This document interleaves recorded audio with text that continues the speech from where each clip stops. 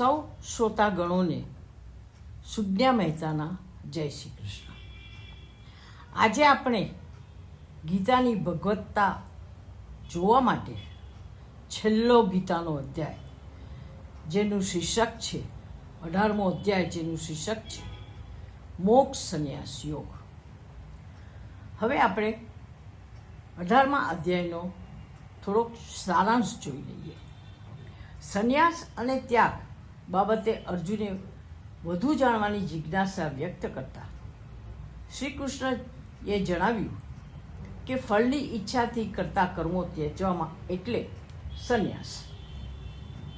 પણ બધા જ કર્મોના ફળની ઈચ્છા ન કરવી તેને ત્યાગ કહે છે. કેટલાક પંડિતોનું કહેવું છે કે કર્મ દોષયુક્ત છે, તેથી તેનો ત્યાગ કરવો જોઈએ, જ્યારે કેટલાકનું કહેવું છે કે યજ્ઞ, દાન, તપ એ બધા વિવેકીને સમજૂને પાવન કરનારા છે, તેથી તેનો ત્યાગ ન કરવો જોઈએ. ત્યાગ 3 પ્રકારના હોય છે. કર્મ કરવું કર્તવ્ય છે એવું સમજી આસક્તિ અને ફળનો ત્યાગ કરી કર્મ કરવામાં આવે તેને સાત્વિક ત્યાગ કહે છે. શરીરને કષ્ટ પડશે તે ભયથી કર્મ કરવામાં આવે તેને રાજસી ત્યાગ કહે છે. નહિવત ત્યાગ એટલે કે કર્મ કરવું જ નહીં તેને તામસી ત્યાગ કહે છે. જ્ઞાન, કર્મ અને કર્તાનો ભેદ બતાવી સાત્વિકી, રાજસી અને તામસી કર્મ દર્શાવ્યું છે. પછી સુખના 3 પ્રકાર બતાવ્યા છે. આરંભમાં ઝેર જેવું પણ પરિણામમાં અમૃત જેવું તે સાત્વિક સુખ.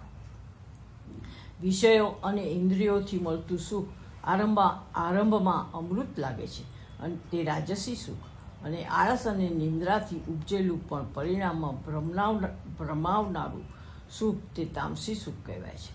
શ્રી કૃષ્ણ વર્ણકર્મ બાબત જણાવતા કહે છે કે શામ, દામ, તપ, પવિત્રતા અને જ્ઞાન એ બ્રાહ્મણોના કર્મો છે. શૌર્ય, તેજ, ધીરજ, ચતુરાઈ, દાન અને એ ક્ષત્રિયોના કર્મો છે.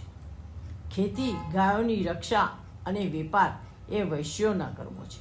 અને સર્વ વર્ણોને તેમના કાર્યોમાં મદદગાર થવું તે શૂદ્રોના કર્મો છે. શ્રી કૃષ્ણ અર્જુનને કહે છે કે તું મને સર્વ કર્મોને મારામાં અર્પણ કરી મારા પરાયણ થઈ સંભાવરૂપ બુદ્ધિ યોગનો આશ્રય કરી મારામાં ચિત્તવાળો થા. મેં તને જે ઉપદેશ આપ્યો છે તેમાં તારો અજ્ઞાનથી પેદા થયેલ મોહ નાશ પામ્યો હશે. છેવટે અર્જુન સંશય રહિત થઈ શ્રી કૃષ્ણના કહેવા મુજબ કરવા તત્પર થઈ જાય છે. આમ જ્યાં ભગવાન શ્રી કૃષ્ણ છે અને જ્યાં ગાંડીવધારી અર્જુન છે ત્યાં લક્ષ્મી, વિજય અને અચલ નીતિ રહેલી જ હોય છે. હવે આ અધ્યાયમાં આવતી ગીતાની ભગવત્તા વિશે જાણીએ. ગીતાનો અંતિમ અધ્યાય આવી ગયો છે. તે મોક્ષ સંન્યાસ યોગ, તેને મોક્ષ સંન્યાસ યોગ કહ્યો છે. તેમાં અર્જુને સીધો મોક્ષ વિશે કોઈ પ્રશ્ન કર્યો નથી અને શ્રી કૃષ્ણે મોક્ષની વાત કરી પણ નથી. છતાંય આ નામ સૂચક છે. સમસ્ત ગીતા પ્રસન્ન જીવન અને જીવનના અંતે મોક્ષને નજરમાં રાખીને કહેવાયેલી છે. યુદ્ધ તો એક નિમિત્ત છે. જો સૂક્ષ્મ રીતે વાતનો વિચાર કરીએ કે યુદ્ધની વાત પણ એક આંતરિક સંઘર્ષ કે જીવન એ જ સંઘર્ષ એ અર્થમાં વધારે ઘટાવી શકાય. અર્જુન શ્રી કૃષ્ણને પૂછે છે કે સંન્યાસ અને ત્યાગમાં કઈ રીત વધારે યોગ્ય છે. અહીં વાત છે કર્મ સંન્યાસની અને કર્મ ત્યાગની. શ્રી કૃષ્ણ કહે છે કે સંન્યાસ એટલે કામ્ય કર્મોનો ત્યાગ અને બીજો ત્યાગ એટલે ફળની અપેક્ષાનો ત્યાગ. યજ્ઞ, દાન અને તપ માણસને પવિત્ર કરનારા છે, માટે તેનો ત્યાગ કરવાનો હોય જ નહીં. અહીં યજ્ઞનો અર્થ અહમનું વિસર્જન, દાનનો અર્થ પરમાર્થ અને તપનો અર્થ શુદ્ધિકરણ થાય છે. વાતને વધારે સ્પષ્ટ કરતા શ્રી કૃષ્ણ કહે છે કે યજ્ઞ, દાન અને તપ ઉપરાંત જે કંઈ કર્તવ્ય કર્મો છે તે સર્વને ફળની અપેક્ષા રાખ્યા વિના માણસે અવશ્ય કરવા જોઈએ. એનો અર્થ એ થયો કે શ્રી કૃષ્ણ પુરુષાર્થના પુરસ્કર્તા છે. કોઈ પણ રીતે કર્મથી ભાગવાની વાત જ તેમને મંજૂર નથી. તેઓ કહે છે કે નિયત કર્મો, કર્તવ્ય કર્મો, તેને આનુષંગિક જે કર્મો હોય તે ત્યાગને યોગ્ય નથી. આટલી વાત કર્યા પછી વાતને વાળી લેતા શ્રી કૃષ્ણ કર્મના 5 હેતુઓ બતાવે છે. અર્થાત કે કોઈ પણ કર્મ 5 બાબતો ભેગી થયા વિના થતું નથી. તેમાં પણ પ્રથમ અધિષ્ઠાન છે, એટલે કે કોને આશ્રય તે થાય છે. જેમ કે ઘડાનું અધિષ્ઠાન માટી. પછી કર્મ કરનાર, જેમ કે કુંભાર. ત્યાર પછી સાધનો ઉપકરણો, જેમ કે ચાક, દંડ વગેરે. પછી કર્મ કરવાની ચેષ્ટા, જેમ કે માટી પલાળીને તેને ચાક ઉપર ચડાવી દંડ ફેરવી તેને ઘાટ આપવો. અને પછી 5મું દેવ, જેમ કે અજ્ઞાત પરિબળો જેવા કે વરસાદ, તાપ વગેરે. આટલું કહ્યા પછી શ્રી કૃષ્ણ વળી કર્મને અન્ય બાજુએથી સ્પર્શે છે અને જ્ઞાતા, જ્ઞેય અને જ્ઞાનની વાત કરે છે. તો બીજી બાજુ કર્તા, કરણ અને ક્રિયાની વાત પણ કરે છે. હવે આપણે માણસની જન્મજાત પ્રકૃતિ સત્વ, રજસ, તમસને અનુલક્ષીને કર્મના બધા પરિબળો વિશે જાણીએ. પહેલાં આપણે શરૂ કરશું જ્ઞાન. સર્વ ભૂતોમાં એક જ અવિનાશી તત્વ વિશે છે, તે સાત્વિક જ્ઞાન છે. સર્વભૂતોમાં ભિન્ન ભિન્ન ભાવો છે, તે રાજસિક જ્ઞાન છે. અને કેવળ શરીરને જ આત્મવત માની લેવું તે તામસિક જ્ઞાન છે. સાત્વિક જ્ઞાન એટલે પૂર્ણ પ્રકાશ, જેમાં અસ્તિત્વ સ્પષ્ટ વર્તાય. રાજસિક જ્ઞાનમાં અસ્તિત્વના ઓળા વર્તાય, જ્યારે તામસિક જ્ઞાનમાં કંઈ વર્તાય જ નહીં. કર્તા, જે કર્તા સંગ દોષ રહિત હોય છે, અભિમાની નથી હોતો, ધીરજ અને ઉત્સાહવાળો હોય છે, તથા કાર્ય સિદ્ધ થવાથી જેને હર્ષ થતો નથી, કાર્ય સિદ્ધ ન થાય તો જેને શોક થતો નથી, તે કરતાં સાત્વિક હોય છે. રાજસી પ્રકૃતિવાળો કરતાં આસક્તિવાળો, કર્મના ફળની અપેક્ષા રાખનારો, લોભી અને અનન્યને કષ્ટ આપવાવાળો સ્વભાવવાળો હોય છે. અશુદ્ધાચારી અને હર્ષશોકના વિકારોથી ગ્રસ્ત હોય છે. તામસી પ્રકૃતિવાળો કરતાં શિક્ષણ કે વિદ્યા વગરનો, ઘમંડી, ધૂર્ત, અન્ય લોકોની આજીવિકાનો નાશ કરવાવાળો કે શોક ન કરનારો, આળસુ, અયુક્ત, દીર્ઘસૂત્રી એટલે કે કર્મમાં વિલંબ કરનાર હોય છે. હવે કર્મ વિશે જાણીએ. સાત્વિકી કર્મ પ્રત્યે જાગૃત હોય છે, તેમાં સંતુલન હોય છે. તેઓ વર્તમાનમાં જીવે છે અને તે યથા તથા ક્ષણને માનતા જીવે છે. રાજસી લોકો ઉત્તેજનમાં જીવે છે, તેઓમાં ઉતાવળ વધુ હોય છે. તેઓ કંઈ મેળવવાની ચિંતામાં જીવે છે, તેથી વિશેષતઃ ભાવિમાં ભટકે છે. તામસી લોકો મોંમાં જીવે છે, તેઓ આળસુ હોય છે, વગર વિચારે પ્રમાદમાં જીવે છે. વળી શ્રી કૃષ્ણ બુદ્ધિ અને ધૃતિના પણ પ્રકૃતિ ભેદ કહે છે. બુદ્ધિ પ્રવૃત્તિ માર્ગ અને નિવૃત્તિ માર્ગ, કર્તવ્ય અને અકર્તવ્ય, ભય અને અભય, બંધન અને મોક્ષને યથાર્થ જાણે છે, તે સાત્વિકી છે. વિરક્તિ એ સાત્વિકી બુદ્ધિનું લક્ષણ છે. સાત્વિકી બુદ્ધિ એટલે શ્રદ્ધા, સંતુલન, પ્રકાશ. સાત્વિકી મનુષ્ય શ્રદ્ધાથી મંદિરે જાય અને પ્રાર્થના કરતા હળવો થઈ જાય. રાજસી બુદ્ધિ ધર્મ અને અધર્મ વચ્ચે ભેદ કરી જાણતી નથી. કર્તવ્ય અને અકર્તવ્યને યથાર્થ સમજતી નથી. વિવેકનો અભાવ એ રાજસી બુદ્ધિ છે. રાજસી બુદ્ધિ એટલે તેના મનમાં અસ્પષ્ટતા હોય છે. રાજસી મંદિરે જાય પણ તે કંઈ મેળવવા માટે જાય અને ક્યારેક તેને મંદિરે જવાનો સમય પણ ન મળે. તમોગુણી બુદ્ધિ અધર્મને ધર્મ માને, તેમજ અન્ય વિષયોને પણ જે છે તેનાથી વિપરીત માને. તામસી બુદ્ધિ એટલે વિષયોનો વિપર્યાસ, અહંકાર, અજ્ઞાન, અંધકાર. તામસી મોટે ભાગે દેખાદેખી માટે મંદિરે જાય. તેને ભગવાન સામે જોવામાં રસ ઓછો હોય, લોકો તેને જુએ તેમાં વધારે રસ હોય. ધૃતિ એટલે ધારણા અને ધૈર્ય પણ થાય. ધૃતિની વાતનું તાત્પર્ય એ છે કે માણસ પોતાના અભિગમથી પોતાના સુખ દુઃખનું નિર્માણ કરે છે. જો આપણે સજાગ હોઈએ અને આપણી અંદર વિવેક થોડો જાગતો બેઠો હોય તો આપણે જે છીએ તેમાં પરિવર્તન કરી તેનાથી ઉચ્ચ પ્રકૃતિમાં જવા માટે પ્રયત્નશીલ બનીએ છીએ.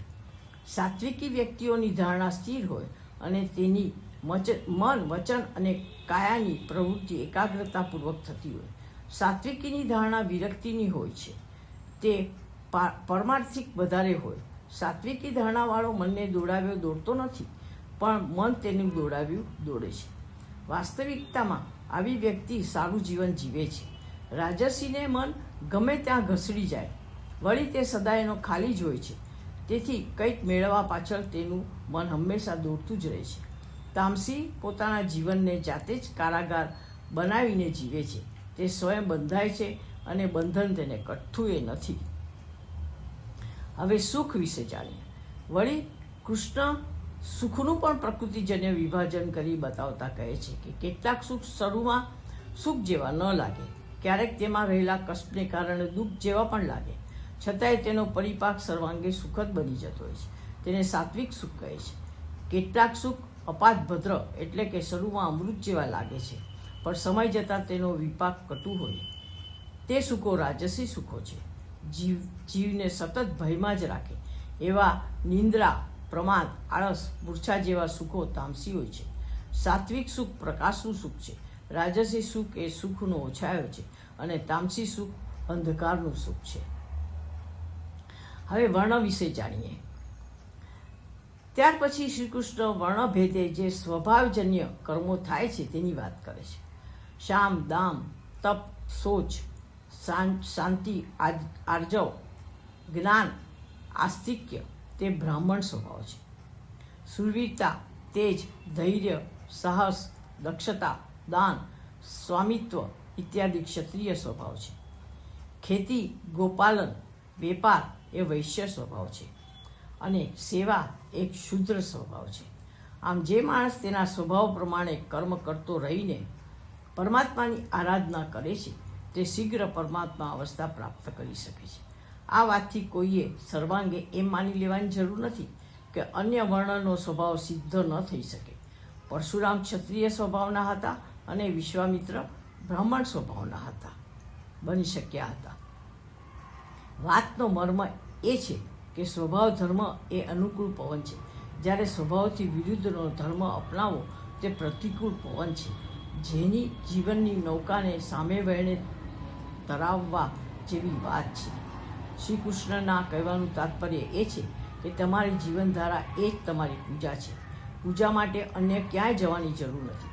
તમે જે કાંઈ કરો તે ઉત્તમ રીતે કરો, તેમાં જ તમારું અને અન્યનું શ્રેય છે. જ્ઞાન યોગી વિશે જાણીએ અને પછી નિષ્કર્મની સિદ્ધિને જ્ઞાન યોગી કેવી રીતે મેળવે છે તે વાત શ્રી કૃષ્ણ કહે છે. જ્ઞાન યોગી પણ તદ્દન કર્મરહિત ન થઈ શકે. કર્મ તો તેને પણ કરવા પડે છે, પણ તે જ્ઞાન સંયમને કારણે ભાવાત્મક કર્મરહિત અવસ્થાને પ્રાપ્ત કરી પરમાત્મા દશામાં સ્થિતિ કરી શકે છે. હવે બ્રહ્મ વિશે જાણીએ. બ્રહ્મ આગળ શ્રી કૃષ્ણ કહે છે કે સચ્ચિદાનંદ બ્રહ્મમાં સ્થિતિ કરે પ્રસન્ન મનવાળો યોગી નથી કોઈને માટે શોક કરતો કે નથી કોઈની આકાંક્ષા રાખતો. આમ સર્વ પ્રાણીઓ પ્રતિ સંભાવ રાખવાવાળો બ્રહ્મસ્થિત યોગી મારી પરાભક્તિને પ્રાપ્ત કરે છે. જે બ્રહ્મસ્થિત છે તે સહજ રીતે આકાંક્ષા કે અપેક્ષા રહિત હોય છે. બ્રહ્મ અવસ્થા એ જ્ઞાનની ચરમ અવસ્થા છે. પરાભક્તિ એ ભક્તિની પરમ અવસ્થા છે.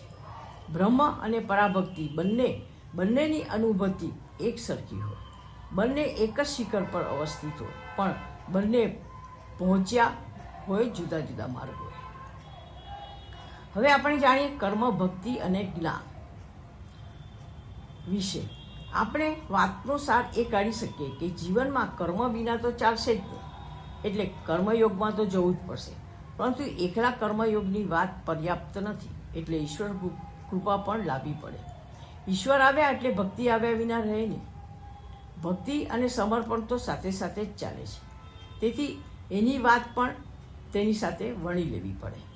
અને આ બધુંય આવે પણ જ્ઞાન ન આવ્યું તો અંધારું ઉલેચાય નહીં, તેથી જ્ઞાન પણ લાવવું પડે. ગીતામાં પ્રમુખ વાત જ્ઞાન, કર્મ અને ભક્તિની છે, પરંતુ તે એકબીજાના વિકલ્પ નથી, પરંતુ પરસ્પર પૂરક છે. જ્ઞાન કર્મનું પુનઃસંધાન છે અને ભક્તિ કર્મનું અનુસંધાન છે. જીવને પોતાનું અસલી સ્વરૂપ કેવી રીતે પ્રાપ્ત થઈ શકે છે તેની જાણકારી, તે જ્ઞાન, જે કંઈ કરવાથી પ્રાપ્ત થઈ શકે છે તે કર્મ, અને તેનું જે પરિણામ આવે તેનો પ્રેમપૂર્વક, આદરપૂર્વક સ્વીકાર કરવો તે ભક્તિ. આ ત્રણેયમાંથી એક પ્રાપ્ત થાય તો વાત અધૂરી રહી જાય. આ ત્રણેયનો આવિર્ભાવ એકસાથે થાય એટલે જીવન કૃતકૃત્ય થઈ જાય. શ્રી કૃષ્ણ કર્મ, ભક્તિ અને જ્ઞાન ઉપર આટલી વિસ્તૃત ચર્ચા કર્યા પછી વળી પાછા અર્જુનને યુદ્ધભૂમિ પર લાવીને ઊભો ત્યાં કહે છે કે હું યુદ્ધ નહીં કરું એવો તારો વિચાર મિથ્યા છે, નિરર્થક છે. કારણ કે તારા સ્વભાવ પ્રમાણે, પ્રકૃતિ પ્રમાણે તું યુદ્ધ કર્યા વિના નહીં રહી શકવાનો. સ્વજનો પ્રત્યેના મોહને કારણે તું યુદ્ધમાંથી ખસી જવા માગે છે, પણ તું તેમ નહીં કરી શકે, કારણ કે તું જે પૂર્વકૃત કર્મો છે તેનાથી બંધાયેલો છે અને તે તને યુદ્ધ કર્મમાં જોડ્યા વિના નહીં રહે. અહીં શ્રી કૃષ્ણ પૂર્વકૃત કર્મની વાત વચ્ચે લાવીને ગત જન્મોના કર્મોની અને તેના સંસ્કારની પ્રબળતાની વાત કરી. જીવ માત્ર પૂર્વજન્મોના કર્મથી બંધાયેલ છે અને તેના પ્રભાવથી મુક્ત થવું માણસ માટે સરળ નથી હોતું તે દર્શાવે છે. તેનાથી મુક્ત થવા માટે પ્રબળ પુરુષાર્થ કરવો પડે અને તેમાં ક્યારેક સફળતા મળે અને ક્યારેક ન પણ મળે. અને એવા સંજોગોમાં કેવી રીતે જીવી શકાય તે માટે તો ગીતાનો ઉપદેશ છે. અર્જુનને લડવું તો પડવાનું જ છે, તો કેવી રીતે લડાય તે વાત મહત્વની છે. ટૂંકમાં શ્રી કૃષ્ણના કહેવાનો સાર એ છે કે અર્જુન, યુદ્ધ તો તારે કરવું જ પડશે, પણ તું યોગી બનીને યુદ્ધના મેદાનમાં ઉતર. વાતનો મર્મ એ છે કે સંસારમાં જે કંઈ કરવાનું છે તે આપણે જ કરવાનું છે. પરમાત્મા સાથી બનીને માર્ગ બતાવે, સમજાવે, પણ ચાલવાનું તો આપણે જ હોય. આમ ઈશ્વર એ તટસ્થ અસ્તિત્વ છે.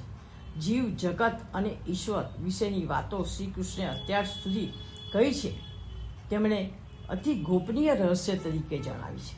આમ જોઈએ તો જીવ એક રહસ્ય છે, જીવન એ પણ રહસ્ય છે અને ઈશ્વર પણ રહસ્ય, પરમ રહસ્ય છે. રહસ્ય એટલે કે જેનો પાર પામી ન શકાય. જેનો પાર પામી શકાય તે રહસ્ય ન રહે. અહીં તેને જાણવાની, જોવાની જે ચેષ્ટા થઈ છે તેને શ્રી કૃષ્ણે ગોપનીયથીએ પણ ગોપનીય કહી છે. કારણ કે આવી ચેષ્ટા કરવી તે પણ અસામાન્ય વાત છે. માટે તેઓ અર્જુનને કહે છે કે તું પૂર્ણતયા મને સમર્પિત થઈને મને જ ભજ. એમ કરતાં તું મને જ પ્રાપ્ત કરીશ તેની હું તને ખાતરી આપું છું. આમ જોઈએ તો વાત બહુ સરળ લાગે છે, પણ તેને તત્વાર્થથી પટાવવાની છે. ભજ કહેવાનું તાત્પર્ય એ છે કે મેં તને જે માર્ગ બતાવ્યો છે તે ગ્રહણ કરીને ચાલતો રહીશ તો તને જીવનનો મુકામ મળી જશે. અર્થાત કે તું અપેક્ષા રહિત બનીને કર્તૃત્વનો અહંકાર રાખ્યા વિના કર્મ કરતો રહે અને પરિણામ પ્રતિ પરમાત્માને સમર્પિત થઈ જા. પરમાત્મા એટલે જ અસ્તિત્વ અને તે રીતે તારો પરમાત્મા દશામાં પ્રવેશ થઈ જશે. માટે તું મારા શરણે આવી જા અને હું તને બધા પાપોથી મુક્ત કરી દઈશ. પછી તારે વિચાર કરવાનું કે દ્વિધામાં રહેવાનું કારણ જ નહીં રહે. લોકો આ વાતનો અર્થ એ રીતે કરે છે કે ભગવાનનું શરણ લીધું એટલે પછી આપણે પાપની કંઈ ચિંતા કરવી નહીં, તે પાપમાંથી આપણને મુક્ત કરી દેશે. વાસ્તવિકતામાં ભગવાનનું શરણ એટલે ભગવાને બતાવેલ માર્ગનું શરણ.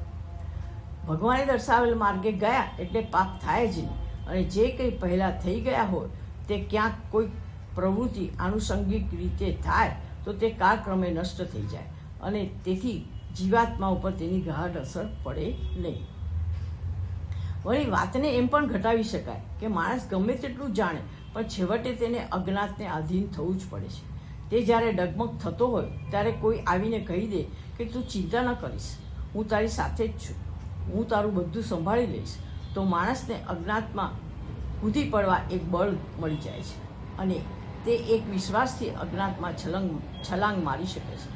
આમ આ વાત મનોવૈજ્ઞાનિક ઢંગથી કહેવાયેલી હોય એમ પણ કહી શકાય.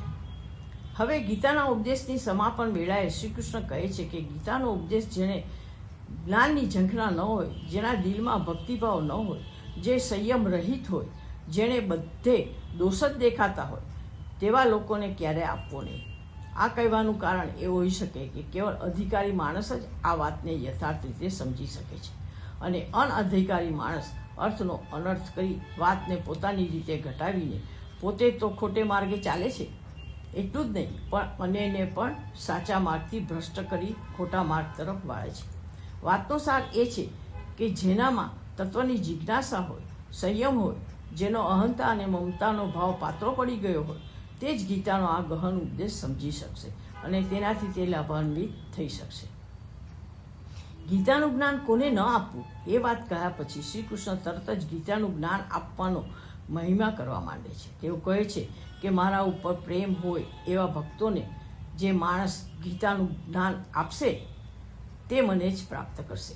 અર્થાત કે બહુ દલીલો ન કરે એવા શ્રદ્ધાળુ લોકોને તે જ્ઞાન આપવું.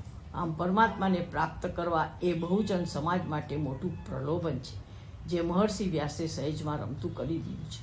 શ્રી કૃષ્ણ કહે છે કે ગીતાના આ જ્ઞાનનો પૃથ્વી પર પ્રસાર કરનાર વ્યક્તિ મને અત્યંત પ્રિય થઈ પડશે.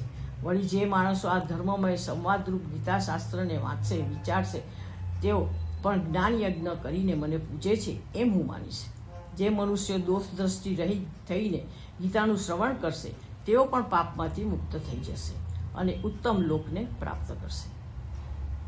શ્રી કૃષ્ણ અર્જુનને પૂછે છે કે હે પાર્થ, તે આ ગીતા શાસ્ત્રને એકાગ્રતાથી સાંભળ્યું? અર્જુન શ્રી કૃષ્ણના પ્રશ્નના ઉત્તરમાં કહે છે કે હે અચ્યુત, આપની કૃપાથી મારો મોહ નષ્ટ થઈ ગયો છે અને મેં સ્મૃતિ પ્રાપ્ત કરી લીધી છે. મારા મનમાં કોઈ સંદેહ રહ્યો નથી. હવે હું તમારા કહ્યા વચન પ્રમાણે કરીશ. અર્જુન શ્રી કૃષ્ણને અચ્યુત કહે છે. એનો અર્થ એ થાય કે જેના મન, વચન અને કર્મમાં એક સૂત્રતા રહેલી હોય છે. છેલ્લે સંજય કહે છે, જ્યારે યોગેશ્વર શ્રી કૃષ્ણ છે, જ્યાં ગાંડીવધારી અર્જુન છે, ત્યાં વિજય છે, વિભૂતિ છે, નીતિ છે, એવો મારો મત છે. એનો તાત્વિક અર્થ એ થાય કે જ્યાં યોગોને જાણકાર પરમાત્માનું માર્ગદર્શન છે, જિજ્ઞાસુ માનવીય ચેતના જે પરમાત્માએ બતાવેલ માર્ગે જીવનનો સંઘર્ષ કરવા અને પરિણામને પ્રેમથી સમર્પિત થવા તત્પર છે, ત્યાં વિજય અને ઐશ્વર્ય નિશ્ચિત છે. યોગથી અન્ય કોઈ વિધિ નથી કે જે પરમ ઐશ્વર્ય સુધી લઈ જાય અને એ જ જીવનની સિદ્ધિ છે, કૃતકૃત્યતા છે. વાસ્તવિકતામાં સંજયના ઉદ્ગારો પણ મહર્ષિ વ્યાસના જ અંતિમ ઉદ્ગારો છે અને તેની સાથે ગીતાનો સંદેશ પૂર્ણ થાય છે. ઓમ તત્સત. અહીં આપણે ગીતાની ભગવત્તા જાણવા માટે ગીતાના 1 થી 18 અધ્યાયો જોયા. જેટલું બની શકે એટલું સમજાવવા મેં કોશિશ કરી છે. આપ સૌને તેમાંથી જ્ઞાન જરૂર મળશે અને આપ સૌ આપના જીવનનો ઉદ્ધાર કરી શકશો એવી આશા સાથે હું તમ સૌને નમસ્કાર કરું છું. જય શ્રી કૃષ્ણ કરું છું.